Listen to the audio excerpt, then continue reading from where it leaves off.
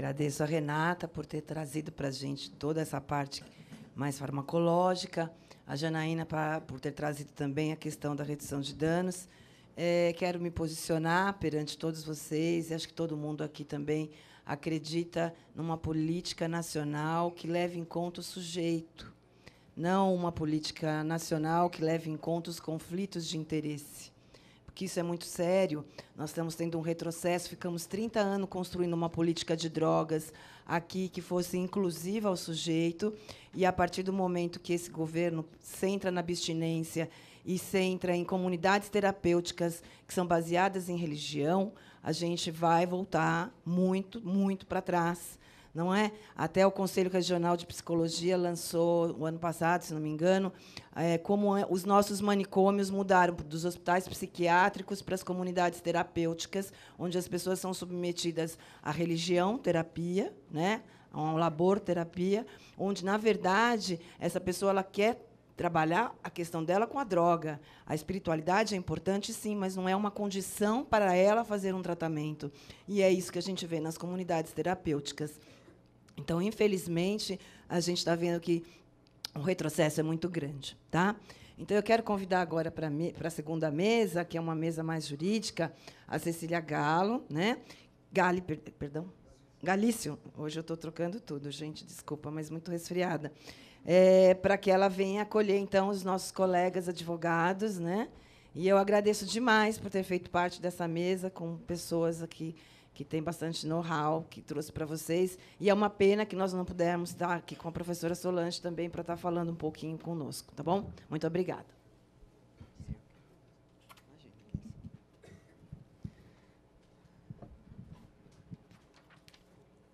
Olá, boa tarde a todos. Muito obrigada pela presença.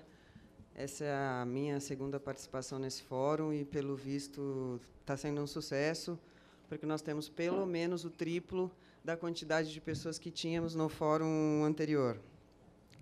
Bom, meu nome é Cecília Galício, eu sou advogada e componho a Reforma, que é a Rede Jurídica pela Reforma da Política de Drogas. E hoje a gente vai falar aqui um pouquinho dos aspectos jurídicos do tratamento com a cannabis medicinal.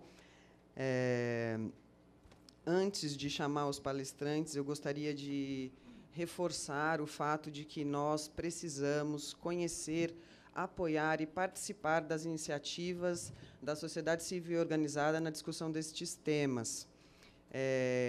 As pessoas que estão aqui pela primeira vez, eu estou vendo que tem várias pessoas que já conhecem os trabalhos nesse sentido, mas os médicos se reúnem através da SBEC, os advogados se reúnem através da Reforma, os pacientes se reúnem através das associações de pacientes.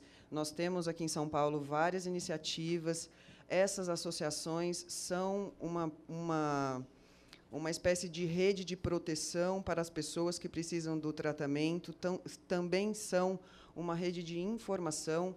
Quem está associado, quem conhece as associações, já passou por essa fase, já entende, já se reúne e já participa de um grupo que está antenado cada um aos seus interesses. É importante saber que vários setores da sociedade civil já estão organizados para falar sobre o tema, para tratar sobre o tema e também para dar informações para todos nós. Eu vou chamar aqui para a mesa, para a gente fazer um debate bastante rico, o Dr. Rafael Lessa, que é defensor público, coordenador do Núcleo de Direitos Humanos da Defensoria Pública do Estado de São Paulo. É com muita honra, por favor. Aplausos. Obrigada.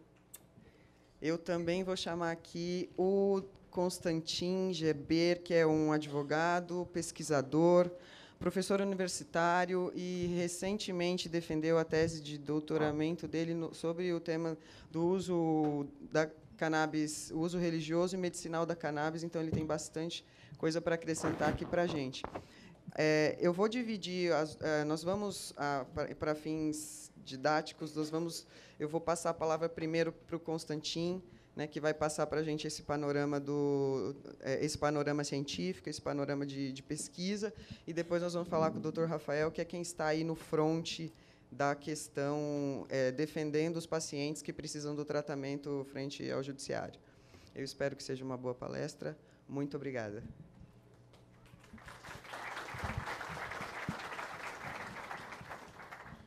Bom, boa tarde. Obrigado, Eliane. Obrigado, Cecília. Obrigado, Soninha, pelo convite. Estou honrado. O município também tem suas competências, né, na esfera da saúde. O Estado também. Então, em algumas ações judiciais, a Fazenda do Estado, a Fazenda do município, que vai ter que arcar com o custo da importação dos medicamentos, né? A gente tem que pensar num horizonte aí de se ter ambulatórios de cannabis medicinal no SUS, né? E o município também tem suas atribuições na área da saúde. Muitas ações judiciais correm, né? Tal qual a política da AIDS, a política da cannabis está surgindo por conta dessa provocação no Poder Judiciário, né? O Ministério Público ingressou com ações civis públicas também pedindo a possibilidade do uso in natura, do plantio, né? Alguma coisa foi regulamentada por conta dessas ações do Ministério Público, né? Hoje a gente tem a possibilidade de importação, né, excepcional e com prescrição de registrados e importados, né? Então, existe essa possibilidade de prescrição. O canabidiol, e tem um termo técnico para explicar o que é o canabidiol, é um extrato que tem uma porcentagem pequena de THC, né? E isso está numa lista que permite a prescrição. Bom, se pode importar, mas não pode plantar, né? Essa que é a questão. E, em um caso judicial, que foi em nome de uma associação, se obteve a primeira autorização especial determinada judicialmente para um plantio em caráter associativo, né? O que a magistrada fez? Ela fez uma interpretação dos requisitos de uma resolução, que é a 26 de 2014, junto com outros critérios que também estão previstos na Portaria 344 de 1998, para finalidades científicas, né? Então, existe um requisito para você fazer um plantio para finalidades científicas, e aí houve uma interpretação extensiva, né, para finalidades medicinais. Isso porque existe uma omissão da Anvisa em regulamentar o plantio para finalidades medicinais. O que alega a Anvisa? A Anvisa diz que precisa esperar um posicionamento da Organização Mundial da Saúde ou que precisa esperar um posicionamento do Congresso Nacional, né? Alguns países já têm leis de cannabis medicinal, né? No Chile, atualmente, se discute uma lei de cultivo seguro, que, então, seria a regulamentação desse plantio em caráter associativo, né? Que é o canabidiol? Bom, o princípio ativo purificado do CBD, preparados que não contenham mais que 0,2% de delta-9 tetahidrocannabinol.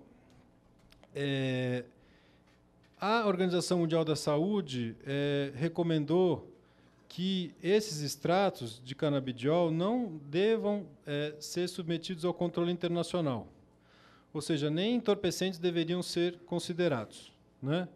Isso porque vocês sabem que existe a variedade do cânhamo industrial, que tem baixíssima dose de THC, que poderia ter uma licença que não se enquadraria tecnicamente no conceito de cannabis, porque cannabis é o conceito da florescência. Então, as folhas que não estão próximas ali ao topo, a raiz, o caule, você tem conhecimento tradicional indígena que faz uso da raiz, do caule, tudo isso poderia ser catalogado como, né, chá das folhas, tudo isso poderia ser catalogado como fitoterápico tradicional.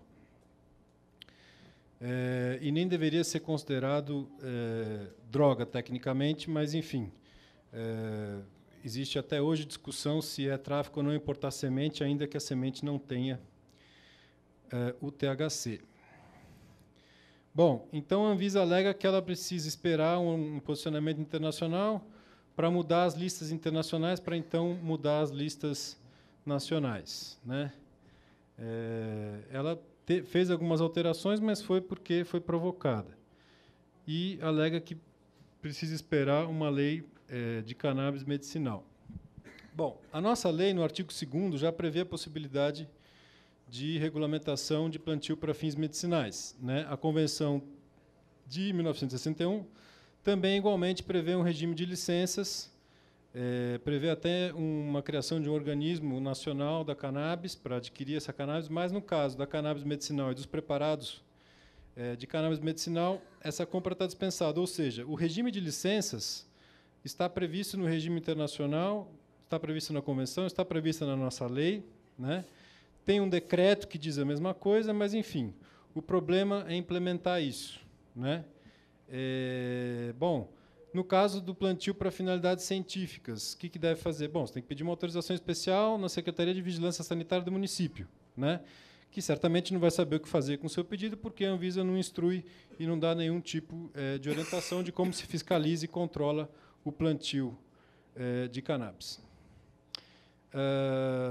Bom, tem outra associação que fez uma parceria com uma farmacêutica para receber um óleo doado, né? Porque ela ingressou no judiciário e não obteve o mesmo resultado, né? Está esperando ser julgado para conseguir finalmente plantar. Outra associação, isso na Bahia, uma associação no Rio Grande do Norte também não conseguiu plantar. Bom, sim, existe uma lei de 76 que permite importar medicamento novo para uso experimental pelo prazo de 3 anos, né? Existe também uma resolução do chamado uso compassivo e uma resolução específica para doenças raras, né? Para você fazer ensaios clínicos experimentais, mas isso precisa ser patrocinado por alguém, né? Então, até onde eu tenho conhecimento, essas resoluções ainda não foram utilizadas para cannabis medicinal, né? Tecnicamente, a cannabis ela deveria ser registrada enquanto um fitoterápico, né? Ela pode ser registrada como um fitoterápico, mas precisa passar por uma série de testes e uma série de regulamentações, né? No Canadá, você tem a noção de acesso razoável à cannabis. Então, lá, pelo menos, existe uma regulamentação para a pessoa física poder plantar, né? Aqui, no Brasil, não existe essa possibilidade para a pessoa física. Então, o que acontece? Ela tem que entrar com habeas corpus, né, para conseguir ter esse plantio. O máximo que está previsto é para a pessoa jurídica, mas, mesmo assim, teve que entrar no judiciário para se autorizar uma associação, né? Porque, via de regra, é uma empresa que tem laboratório. Então, as associações elas têm que, ou, no mínimo, seguir esse requisito de plantio científico ou constituir parceria com universidades que possam utilizar seus laboratórios para fins de teste, né, para fins de padronização e monitoramento também das dosagens com os pacientes, né? A medicina canabinoide é uma medicina que exige esse monitoramento, né, esse acompanhamento de dosagem. Então, talvez o ideal fosse uma regulamentação própria, específica, para a cannabis medicinal. O Brasil conta com um decreto de inovação tecnológica na saúde, né? Todas as associações de cannabis medicinal, elas, em tese, estariam abarcadas por esse decreto, ou seja, fariam parte do nosso parque industrial da saúde, né? Enfim, só que não, né? Porque, enfim, o Estado que deveria fomentar e deveria existem duas leis, uma lei para incentivos fiscais para a questão do câncer e para a questão das pessoas com deficiência, né? Ou seja, existem leis específicas que poderiam ser utilizadas para aportar recursos para parcerias para a cannabis medicinal, mas não há esse fomento, né?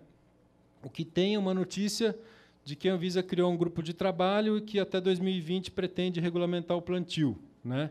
Convocando os setores da sociedade para discutir a regulamentação, né?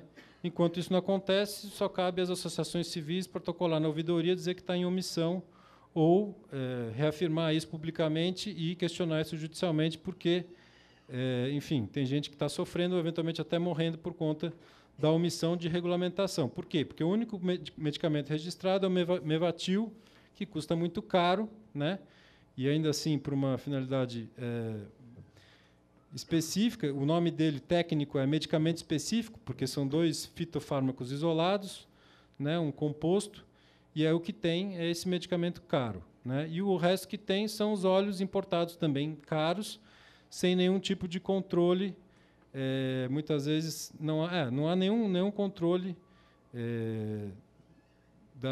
da composição, da relação entre CBD e THC, então, eventualmente, pode ter aí um óleo de risco para uma criança, por exemplo.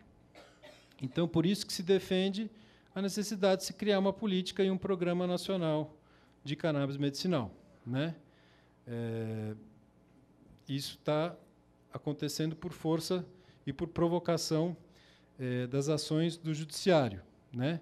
Mas, enfim, aqui é um espaço de debate e assim deve continuar para que tenha esse debate não só no Congresso, mas na própria Anvisa, no Ministério Público, enfim, quantas audiências públicas forem necessárias, né? A lei do SUS, ela prevê como direito do usuário do SUS de participar de programas e pesquisas, né? Caso tenha um programa do SUS, enfim, já existem algumas iniciativas, né, da Fiocruz, enfim, de buscar produzir um fitoterápico nacional. Pacientes do SUS poderiam, então, ser incorporados nesses programas de pesquisa. Bom, procurei dar esse panorama um pouco mais técnico, né? Acredito que, na questão do habeas corpus, o Dr. Rafael vai detalhar mais os requisitos, enfim, de o que fazer.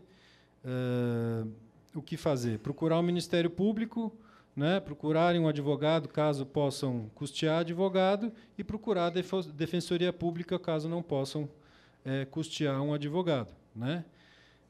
A Defensoria Pública já ingressou com alguns habeas corpus, obteve êxito aqui no Tribunal de Justiça.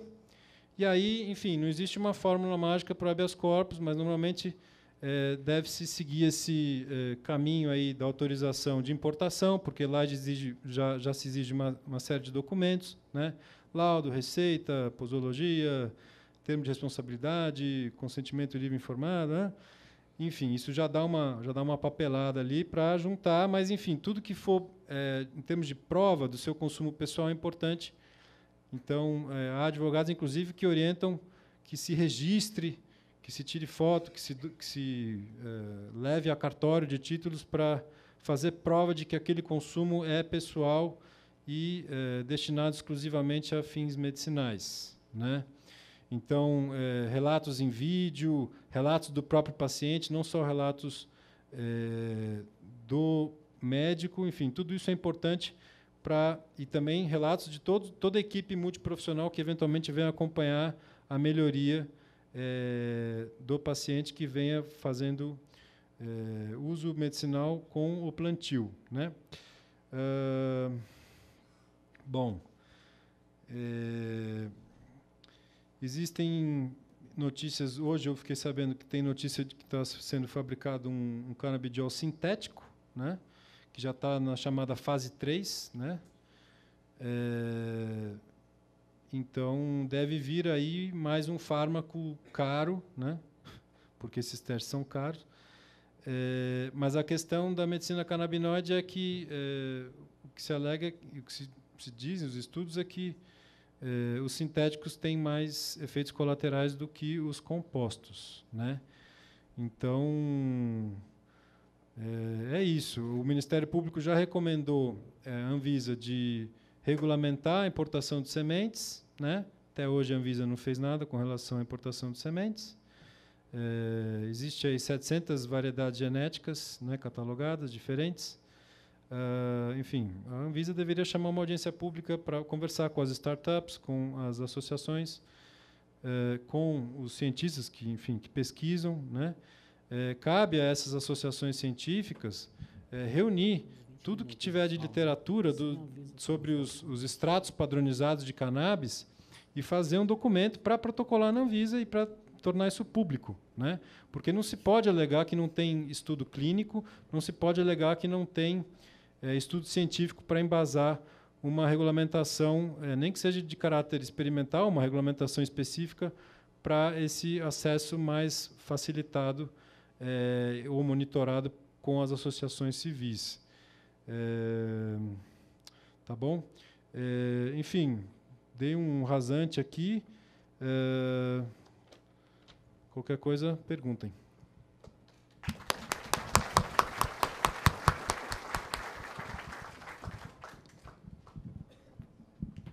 Bom, antes da fala do... Muito obrigada, Constantin, pelas palavras. A gente vai abrir para algumas perguntas, coisa muito rápida mesmo ao final.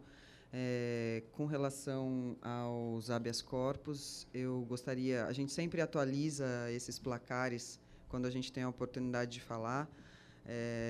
Hoje, no Brasil, nós temos 35 autorizações judiciais para o autocultivo, né? Nós temos 35 famílias autorizadas a fazer o plantio da cannabis para fins medicinal, o autocultivo. Nós temos uma associação, como o Constantin falou, né?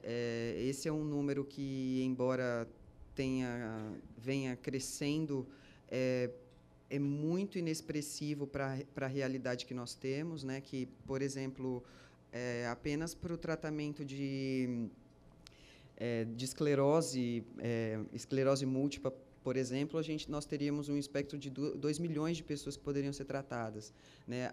As epilepsias também, que são indicações terapêuticas já muito eficientes com o tratamento com cannabis medicinal, nós também temos essa dificuldade. Ou seja, se existem 2 milhões de epiléticos no Brasil, nós só temos 12 epiléticos com autorização judicial para fazer o autocultivo, né?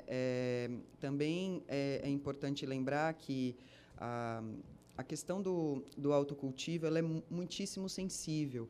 Muito embora o habeas corpus seja uma peça popular em que qualquer pessoa pode ingressar com habeas corpus, a resistência que nós temos tido nos tribunais tem sido grande, né? Não é uma matéria que está sendo tratada de maneira simples. Nós temos, inclusive, 3 esferas de atuação do Poder Judiciário. Existem habeas corpus impetrados na Justiça Federal, na Justiça Estadual, nos juizados especiais criminais. Ou seja, a matéria no Judiciário está longe de ser pacificada, né? Isso é um alerta para todos nós que estamos na causa, que estamos trabalhando nisso, para atentar para o fato de que, quando não há regulamentação estatal, do Poder Legislativo, essa regulamentação ela vai passar a acontecer através desses movimentos do Poder Judiciário, né? Hoje, então, como eu havia dito, desses 35 habeas corpus que já foram concedidos, 18 deles têm a participação da reforma, que é esse grupo jurídico que luta pela reforma da política de drogas, ou seja, é um grupo pequeno que, mesmo assim, tem tido um impacto significativo no desenvolvimento desse papel. Agora eu vou passar a palavra para o Dr. Rafael, que vai falar um pouquinho para a gente dessa questão da posição do Estado frente a essa questão da cannabis medicinal. Obrigado, Cecília. Boa tarde a todos e a todas. Queria parabenizar a organização do evento, por esse evento, está sendo espetacular, a parte que eu consegui assistir aqui.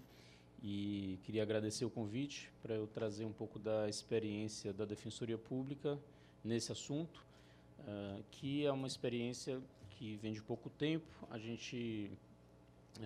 Eu estou lá no Núcleo de Cidadania e Direitos Humanos. Faz um tempo, eu era coordenador auxiliar e, no meio do ano passado, assumi a coordenação. E, quando eu assumi a coordenação, a gente colocou no plano de coordenação que uma das nossas frentes de trabalho seria a política de drogas, né? O Núcleo de Cidadania e Direitos Humanos, historicamente, ele trabalhou com 3 temas principais, que são a população de rua, a violência policial e a questão de internações por uso de drogas e por questões de saúde mental. são 3 temas que tangenciam, de certa forma, a política de drogas, né? E foi por isso que surgiu essa ideia, essa necessidade da gente atuar nessa temática. Então, a partir do meio do ano passado, a gente veio olhando com mais cuidado para essa questão e, pensando numa política de drogas, me parece que a primeira questão estratégica de uma política de drogas é a regulamentação do uso terapêutico de drogas, e especificamente da cannabis. Em razão disso, uma das primeiras frentes aí que a gente passou a atuar foi justamente o patrocínio de pessoas no judiciário que pretendem fazer esse plantio para uso terapêutico, a extração de compostos da cannabis para uso terapêutico, né? Então, a gente passou a atuar. A Cecília colocou aqui que, por enquanto, temos 35 ordens no Brasil inteiro. Eu espero que esse número suba. Na quinta-feira, a gente propôs um habeas corpus preventivo. Espero na segunda ou terça-feira, no máximo, que a liminar seja apreciada, ou, se não for apreciada a liminar, que a juíza determine logo o salvo-conduto, nesse caso, para que a gente faça esse placar subir para 36, né? Então, já anunciar esse caso aí que está em andamento. É mais um caso que a gente está atuando, né? Primeiro, eu vou falar rapidamente de uma questão contextual. Imagino que todos aqui estejam por dentro dessa questão, mas acho que é necessário ressaltar sempre que há uma pesquisa da Fiocruz, que foi contratada pela Senad, que foi o 3º levantamento nacional domiciliar de uso de drogas. Essa pesquisa ela não foi divulgada oficialmente pelo governo por questões político-ideológicas, né? Então, acho que por isso é importante a gente sempre frisar que uma pesquisa científica está escondida, engavetada no governo. Ela acabou vazando por outros meios, e a gente soube, então, por causa desse vazamento, que não há uma epidemia de crack no Brasil, como se coloca aí no discurso político. Se colocou ali uma coisa que quem se debruça sobre esse tema sabe há muito tempo, que o álcool é o pior problema atual na questão do uso de drogas. A gente precisa de políticas públicas mais efetivas para lidar com a questão do álcool, né? Colocou um dado importante de que o uso do tabaco diminuiu desde 2005, né? E me parece que há aí um problema sério de prevaricação sendo investigado pelo Ministério Público Federal e de improbidade por causa da não divulgação dessa pesquisa.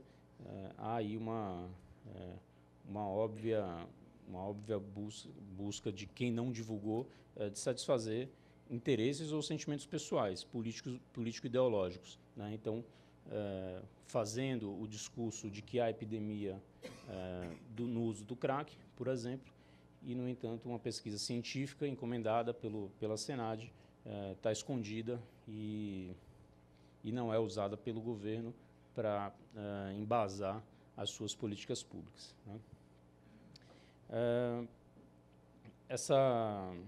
Essa mesma pesquisa, ela coloca dados interessantes, e eu vou centrar aqui na questão da cannabis, mas especificamente nos dados sobre quantas pessoas já fizeram uso da cannabis, né, segundo essa pesquisa. A pesquisa coloca três categorias, né? Uma, quantas pessoas já usaram cannabis alguma vez na vida, né? Esse número é de 7,7% da população. Isso dá mais ou menos 15 milhões de pessoas, né? Quantas pessoas já usaram no último ano? Dá 2,5% da população brasileira, né? Então, mais ou menos 5 milhões de pessoas. E nos últimos 30 dias, 1,5%, mais ou menos 3 milhões de pessoas. Então, acho que para a gente pegar aqui o dado do meio, que é de 2,5%, né? Acho que todos concordam aqui que não é um número lá muito expressivo, 2,5% que fizeram uso no último ano. No entanto, nós gastamos aí bastante papel, tinta, dinheiro, instituições, polícia, judiciário, Ministério Público, para criminalizar pessoas que fazem esse tipo de uso e pessoas que fazem o comércio desse tipo de substância. Professor Shekhara, ele elenca alguns elementos para a definição criminológica de crime, né? Então, eu vou falar um pouco desses elementos, com base no professor Shekhara, e chegar, então, aí a uma conclusão sobre essa questão da criminalização do uso de drogas, né? Gosto sempre de falar do uso de drogas em geral, a gente especifica aí com a cannabis, mas eu acho que a gente tem que olhar para o uso de drogas em geral. Então, o primeiro requisito que o professor Shekhara coloca é a incidência massiva na população, né? Um fato isolado não pode ser considerado crime, né? Então, o exemplo, inclusive, que o professor Shekhara coloca é um crime que existe aí que se chama molestamento intencional de cetáceos. Esse crime surgiu porque no litoral do Rio de Janeiro uma baleia encalhou um dia e uma pessoa enfiou um palito no orifício de respiração da baleia, né? E aí fizeram uma grita lá no Congresso Nacional e acabaram aprovando esse crime que vocês devem imaginar que não é muito aplicado pela polícia por aí, né? O molestamento intencional de cetáceos. O segundo requisito que o professor Shekhara coloca é a incidência aflitiva, né? O crime deve causar uma dor individual ou social, então não é qualquer fato que vai ser considerado crime.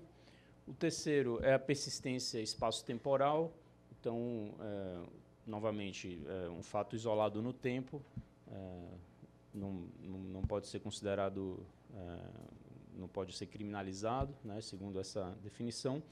E o último elemento, que é aquele no qual eu quero me deter, é que para que a gente considere um fato como delituoso, é preciso que haja um inequívoco consenso a respeito da sua etiologia e de quais as técnicas de intervenção seriam mais eficazes para o seu combate.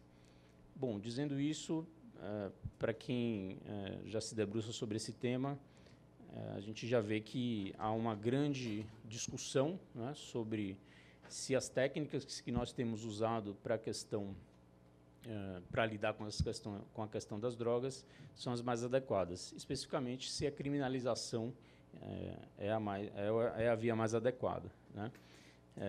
Nesse sentido, me parece que a criminalização da cannabis fica sem justificativa, né? E a gente percebe tranquilamente que são antes questões políticas, ideológicas e morais que sustentam o proibicionismo e não evidências científicas, estudos e que levariam certamente à superação desse tipo de proibicionismo. E, aliás, estão levando, né, em vários lugares do mundo, já outra via está sendo escolhida. Infelizmente, aqui no Brasil, a gente está um pouco distante, ou no final retoma isso. Mas me parece que essa também é a razão porque a gente tem hoje 35 ordens judiciais que permitem o uso medicinal, o uso terapêutico de cannabis, né?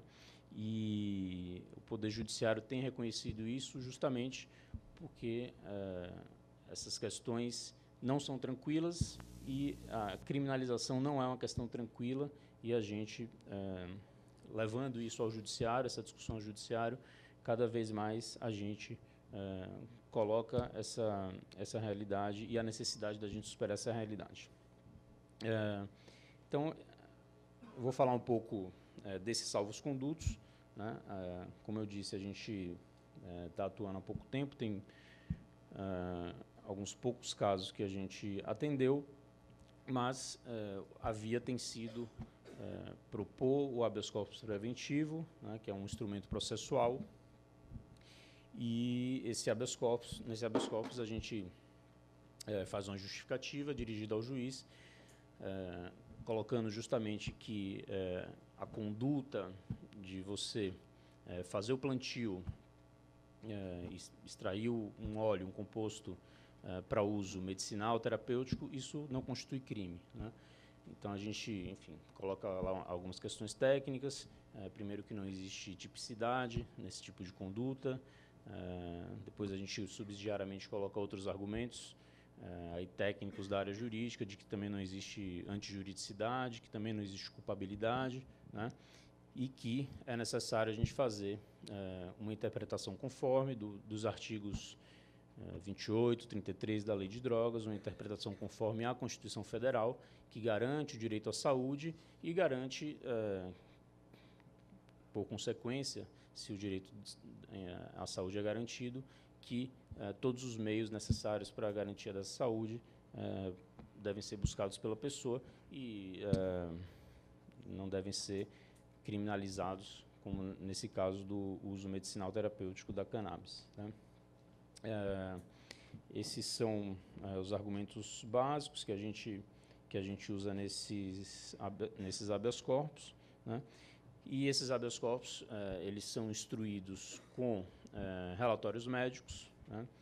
É importante que haja um acompanhamento médico mínimo. A gente está com um desafio agora. Todos os casos que a gente entrou, a pessoa já fazia o uso, né, medicinal, terapêutico da cannabis. E havia relatórios médicos indicando a melhora com o tratamento com esses compostos. A gente está com um primeiro caso agora, que a gente está para ingressar, e o desafio é que a pessoa ainda não faz, né? Na verdade, tem 2 na Defensoria. Um está lá em São José dos Campos, a gente está em conversa com o pessoal de lá também, e o outro é aqui. Então, nesses 2 casos, a pessoa ela quer autorização antes de começar a fazer o uso, né?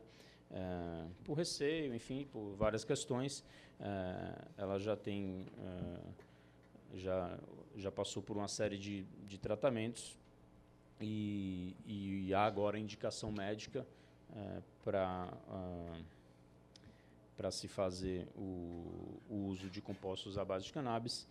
E a gente vai entrar com esses, que são os primeiros que a gente vai entrar previamente ao uso, né? Ao contrário dos outros que a gente entrou, que a pessoa já fazia, então já tinha resultados médicos. Então, até depois, vou ver com a Cecília, com o Emílio, que faz a pesquisa de todos os casos, se existe algum caso desse, né, em que a pessoa entra antes de fazer o uso, né? Porque aí a gente não vai poder falar já da efetividade, né? A gente vai falar da possível efetividade para o convencimento do juiz. Nesses casos também a gente, quando existe e em geral há, né, acompanhamento psicológico ou quando a pessoa está na escola, um relatório escolar ou de outros profissionais que acompanham a pessoa, como fonoaudiólogo ou terapeuta ocupacional, né? Todos os tipos de relatórios de acompanhamento são interessantes para esses casos. Em um dos casos, a gente conseguiu também um relatório de um químico, né, que fez a análise do óleo e descreveu quais as substâncias que tinham ali. Isso foi bastante interessante, que foi esse caso mencionado pelo Constantin, que foi um caso que o Tribunal de Justiça deu o salvo-conduto, né? Tinha sido negado na primeira instância, a juíza entendeu que não era o caso do salvo-conduto e o tribunal, por maioria, por 2-1, reformou a decisão.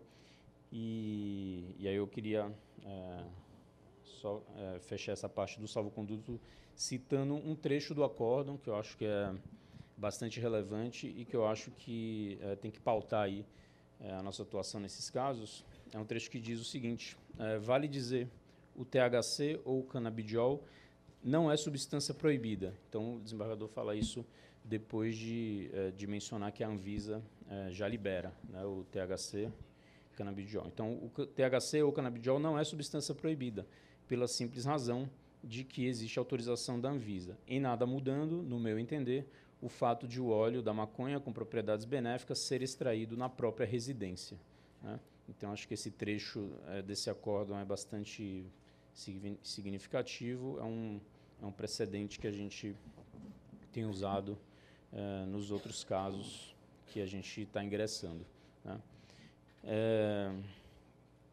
Acho que quaisquer dúvidas que hajam aí sobre isso, a gente pode tirar aqui ao final.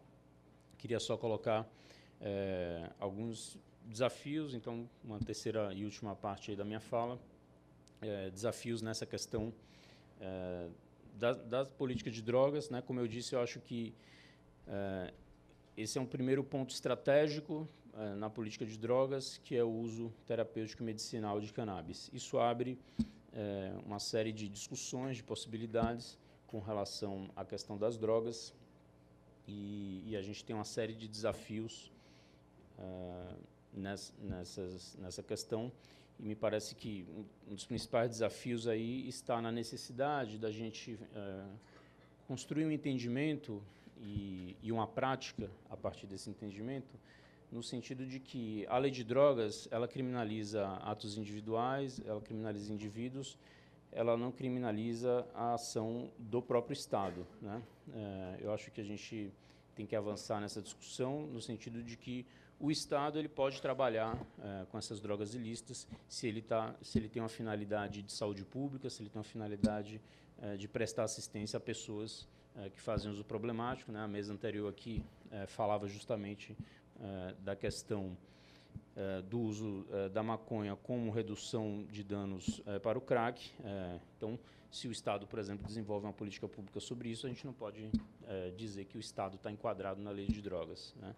A gente tem que consolidar isso e consolidar a prática do Estado com o uso de meios mais avançados para lidar por exemplo, com essa questão do uso do crack, né?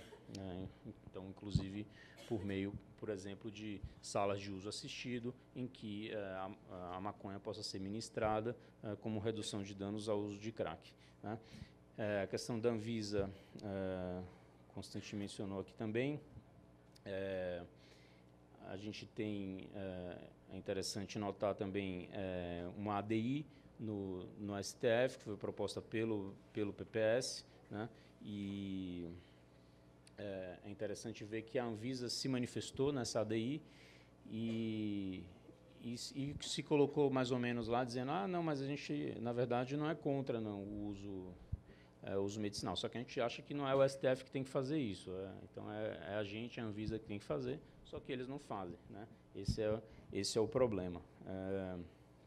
Essa ADI está lá no STF.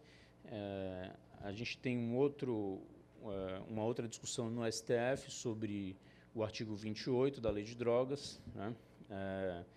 Que está pautada para o início de junho. Uma das questões nesse julgamento é justamente se ele vai alcançar o uso terapêutico medicinal, né? Inclusive, aproveito a oportunidade aqui já para convidar todos e todas aqui para um evento que a Defensoria vai promover no dia 28 de maio sobre esse julgamento, né? O julgamento é de um recurso extraordinário com repercussão geral e ele veio da Defensoria Pública, do colega Leandro, lá de Taubaté, que levou esse recurso extraordinário até o STF e a discussão está sendo feita a partir desse recurso dele, né? E a gente então vai promover esse evento no dia 28 de maio para tratar sobre essa questão, e uma das questões que há nesse julgamento é justamente se os ministros já nesse julgamento vão abarcar ali o uso medicinal, terapêutico da cannabis. Já há 3 votos, né, no processo, e é interessante notar que um dos votos ele fala da inconstitucionalidade do artigo 28 e para o uso de todas as drogas. Mas outros 2 votos foram no sentido de dizer que o artigo é inconstitucional só para o uso da maconha, né?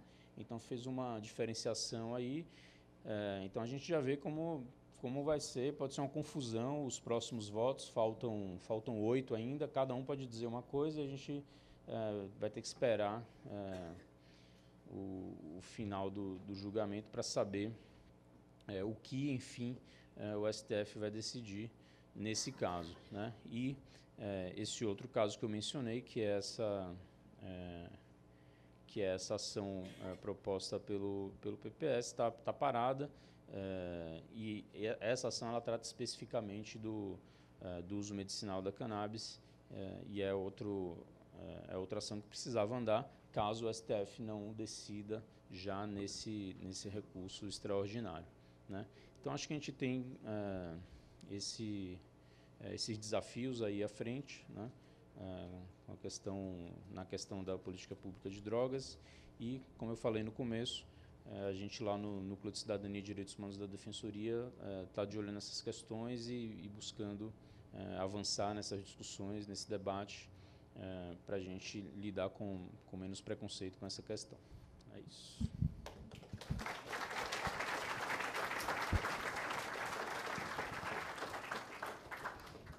Eu não consigo largar o microfone. Só para a gente finalizar aqui essa apresentação, eu vou dar alguns dados de quão importante é esses julgamentos e essa pauta da política de drogas. Parece a gente está fazendo aqui uma discussão a respeito da cannabis medicinal, mas essa questão está afeta a um ambiente muito mais amplo, né? A alteração da lei de drogas e o julgamento dessas ações tem como objetivo também trazer para a população uma maior eficiência, inclusive da questão da administração do sistema carcerário. De 2006 para cá, esses dados são da Plataforma Brasileira de Política de Drogas e estão acessíveis na internet, quem quiser consultar. De 2006 para cá, nós tivemos um aumento de 81% na população carcerária no Brasil. 26% da população carcerária está no sistema penitenciário por conta de questões relacionadas ao tráfico de drogas. Se a gente for avançar só mais um pouquinho nesses números, e nós vamos perceber que, de fato, nós temos um problema muito sério e ele parece ser geográfico, porque se nós estivéssemos, por exemplo, 54% dessas pessoas que estão presas no sistema penitenciário brasileiro, não, por conta de questões relacionadas ao tráfico de drogas, não o estariam se morássemos na Espanha. Essa discussão que nós estamos tendo aqui a respeito de cannabis medicinal, ela também não estaria acontecendo se nós morássemos no Canadá. 41% das pessoas, nós teríamos 41% de pessoas a menos no sistema penitenciário se nós usássemos, por exemplo, como paradigma a lei australiana.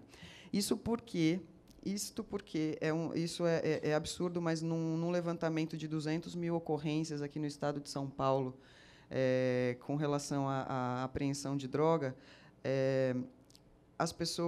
metade das pessoas que foram presas tinham consigo até 40 gramas de maconha.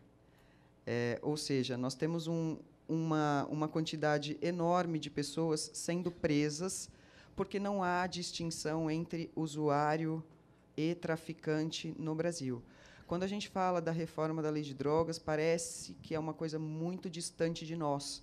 Mas, na verdade, do mesmo modo que nós estamos deixando para trás a discussão a respeito da cannabis medicinal e o acesso à cannabis medicinal para pessoas que dependem disso para a vida, nós também estamos colocando pessoas em situação de vulnerabilidade e nós estamos institucionalizando o racismo, porque menos de 1% das pessoas presas envolvidas com o tráfico de drogas têm um ensino superior completo, ao passo que 51% delas não têm um ensino médio completo. Nós temos que perceber que as pessoas que estão sendo encarceradas pela lei de drogas são negros, pobres e marginalizados. Infelizmente, nós temos que falar destes números aqui, que são até piores do que os números que a gente tem, por exemplo, da reforma, de que 2 pacientes já morreram esperando pela autorização judicial e um deles há pouco mais de um mês. quando a gente pede, e quando esses espaços são abertos e a gente pede a participação da população, é para empoderar todos nós neste tipo de informação, porque, de qualquer forma, nós ainda não avançamos nisso, porque pesquisas recentes mostram que a população não é a favor da liberação ou da descriminalização da cannabis. Então, este é um espaço que nós temos que estar, participar, tomar atenção e, mais importante, difundir essas informações que nós estamos tendo aqui. Isso é um privilégio, nós estamos aqui com esses profissionais que dedicam a vida acadêmica, a vida profissional e muitos à vida pessoal, né? Minhas filhas estão aqui, todos nós estamos aqui em família, né? Então, vamos nos apoderar dessas informações, vamos nos empoderar no tema e fazer com que esse debate a respeito da cannabis medicinal avance no Brasil ainda mais. Ficaremos atentos às comissões da CCJ, que já está formada para o debate da regulamentação da cannabis medicinal. Então, todo mundo que puder, procure uma associação, procure a sua rede de proteção e faça parte desses debates, porque eles não estão relacionados só àquelas pessoas que são pacientes, mas a nós como um todo. Agradeço a participação de vocês. Nós teremos aí 5 minutinhos para pergunta. E eu espero que sejam breves, tá? Porque a gente também já está com o tempo esgotado aqui. E é isso.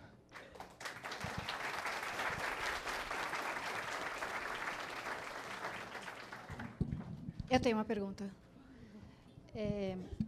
Se a gente tem um mapa de onde foram concedidos esses habeas corpus, porque normalmente as decisões judiciais elas podem ser bem georreferenciadas também, né? Então, temática LGBT, a gente conseguiu grandes avanços no judiciário do Rio Grande do Sul. Então, para saber quem são, de onde vêm e se mesmos juízes, juízas que concederam, ou quantos juízes diferentes e quantos juízes diferentes têm se manifestado contra, para a gente saber onde ir, né? Eu confesso que eu descobri isso, que eu aprendi isso há muito pouco tempo. Não estou falando da política nas decisões dos juízes, mas em advocacy, impressão. Se faz política no judiciário, sim, no sentido de que a gente pode ir com o material debaixo do braço, como bate a porta de parlamentares, bater na porta de gabinetes, de magistrados, de ministros, pedindo para pautar, pedindo para se manifestarem, explicando, levando argumentos para subsidiar suas decisões. E eu acho que a gente pode... Vocês já são super engajados nisso, mas acho que a gente da classe política pode se engajar mais nessas tentativas, né, de presença junto aos juízes, ao judiciário. Olha, alguns números, não tenho todos os números de cor e eu acabei de fechar o computador porque acabou minha bateria, mas, olha, o placar é mais ou menos assim. São 11 autorizações no Rio de Janeiro, 9 autorizações em São Paulo e as outras estão espalhadas em outros estados. Né? A gente tem, o que eu tenho aqui seriam para as doenças, né? As doenças para as quais essas autorizações foram concedidas, porque, de fato, isso é muito importante, o impacto que causa, apresentar uma doença que causa um impacto ou que tem um perigo de morte para o juiz, faz com que ele não possa, de jeito nenhum, negar a prestação jurisdicional quando todas as outras vias falharam. Né? Então, nesse caso, São Paulo e Rio de Janeiro lideram, embora o Rio de Janeiro... são 11 no Rio de Janeiro, 9 em São Paulo. Aqui em São Paulo, nós temos uma resistência bastante interessante, como o Rafael falou, esse último acórdão que nós tivemos, conseguimos a decisão em segunda instância. Aqui em São Paulo é bem raro a gente conseguir a decisão em primeira instância, mas essas decisões estão fragmentadas, porque elas estão na Justiça Federal e estão na Justiça Estadual de outro modo. Vou tomar licença aqui da tua fala e dizer, por exemplo, a atuação do Rafael, ela está restrita à Justiça Estadual, porque ele é defensor público estadual. Então, nós temos várias questões relacionadas a isso. Ele se tem aqui. Olha, como é bom contar com a ajuda da reforma, do Eric, que também compõe a reforma, está aqui para ajudar a gente. 11 no Rio de Janeiro, 9 em São Paulo, 3 no Rio Grande do Norte, 3 em Minas Gerais, 2 no Ceará, 2 no Paraná, 1 no Distrito Federal e 1 na Bahia. O ranking de decisões desfavoráveis definitivas, nós temos 2 em São Paulo, 2 no Rio Grande do Sul, 1 no Paraná, 1 no Rio de Janeiro e 1 em Minas. Esta atuação é bastante importante.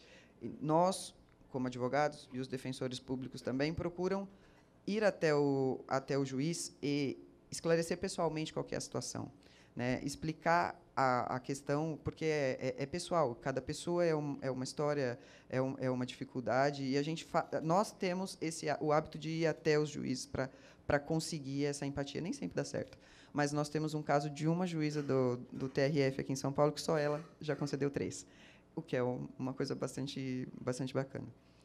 Bom, vou continuar a pergunta dessa. Acho que é isso, né? São esses os números, e dizer que isso é algo muito recente. Essa semana é que foi julgado esse 9º caso aqui de São Paulo, né? E como eu falei, a gente tem 2 casos em andamento, né? Eu espero que segunda ou terça-feira a gente tenha uma decisão, então possivelmente aumentando esse placar.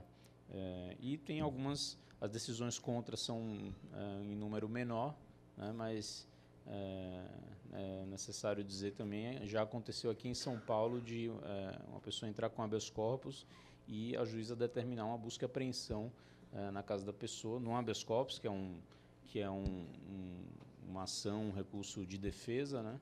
Então, uma ação completamente arbitrária, absurda da juíza de determinar a busca e apreensão na casa da pessoa que propôs um habeas corpus, né? E uma busca e apreensão que foi vexatória também, porque a pessoa não era traficante, não era nada, usava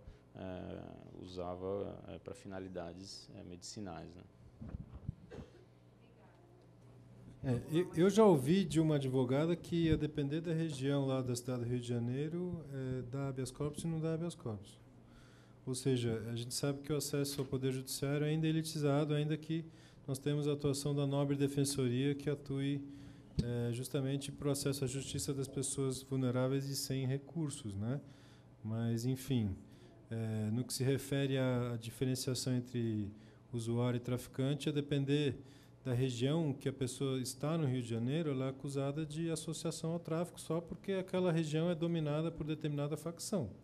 E vocês sabem que o testemunho dos policiais vale, e é isso que tem de prova, tá certo? Então, esse é o padrão, né, da nossa política criminal de drogas, que condena essas pessoas com poucas quantidades. Ou seja, uma lei que tem por objetivo controlar a circulação de pessoas e não controlar a circulação de substâncias, né? Muito menos prevenir o uso indevido ou oferecer tratamento, e muito menos oferecer qualquer tipo de licenciamento para fins religiosos ou medicinais ou tradicionais. Pessoal, olha só, nós vamos ter que encerrar a fala jurídica porque nós temos mais um painel aqui. Me disponibilizo a responder pessoalmente as questões de quem as tiver ao fim, aqui do lado de fora, porque senão a gente atrapalha bastante o andamento. Essas questões a gente sabe que elas avançam bastante e todo mundo tem bastante dúvida a respeito disso. Mais uma vez, muito obrigada. Espero vê-los no próximo.